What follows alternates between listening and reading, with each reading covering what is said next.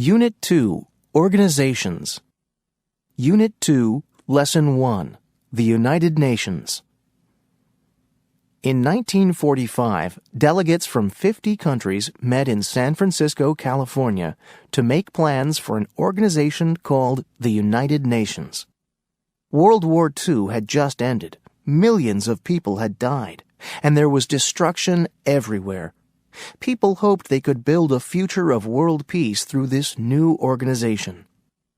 The Charter of the United Nations, UN, states the four main goals and purposes of the organization. They are: 1. To work together for international peace and to solve international problems. 2. To develop friendly relations among nations. 3. To work together for human rights for everyone of all races, religions, languages, and of both sexes. And 4. To build a center where nations can work together for these goals. The United Nations has grown from an organization of 51 countries in 1945 to 191 nations in 2004. Today, almost every country in the world is a member of the UN.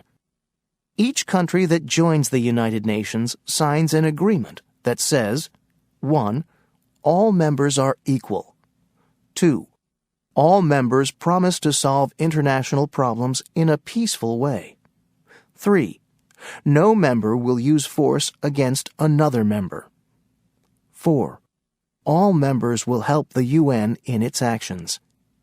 5.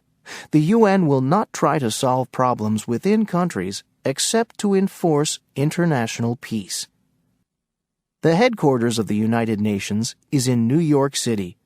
This is where the General Assembly, the main body of the United Nations, meets every year from September to December. The General Assembly is made up of representatives from each member country who discuss issues related to peace and security and make recommendations. However, the General Assembly does not have the power to enforce its recommendations. A second UN body, the 15-member Security Council, has the main responsibility for maintaining international peace. 5 members, Britain, China, France, the Russian Federation, and the United States, are permanent members of the Security Council. The remaining 10 members are elected by the General Assembly and serve 2-year terms. A third organ of the UN, the Economic and Social Council, is responsible for the social and economic work of the UN. Over the years, the United Nations has had some successes in its role of world peacemaker. It has negotiated 172 peaceful settlements and helped to end 2 wars. It has also helped to slow the spread of nuclear weapons by inspecting nuclear facilities in 90 countries. As a peacekeeper, the UN has also had a number of successes. Since 1945, UN peacekeeping forces have been involved in 56 missions. They have supervised ceasefires and the withdrawal of troops, and they have monitored elections. Over the years, roughly 130 nations have participated in the peacekeeping missions. In 1988, the UN peacekeeping forces received the Nobel Peace Prize. Unfortunately, member nations have been unwilling to give UN peacekeeping forces the independence and financial support they need to be even more effective. In evaluating the success of the UN, it is important to keep in mind that the organization has many functions in addition to preventing or ending wars. The United Nations is really a family of related organizations which are working to provide a better life for people everywhere. One part of the UN family is UNICEF, an organization that provides food, medical care, and many other services to poor children wherever they live. Thanks to the efforts of UNICEF, the immunization rate of children in developing countries has jumped from 5% in 1974 to more than 80% today. Another part of the UN family is the World Health Organization, WHO, which develops medical programs for people all over the world. In 1980, WHO announced that after 13 years of work, it had succeeded in ridding the world of the disease smallpox.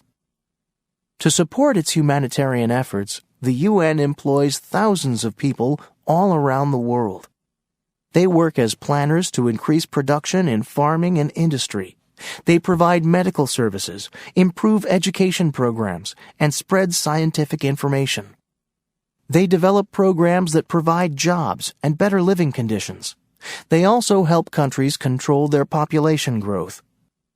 The United Nations also organizes large international conferences where people meet to discuss important world issues.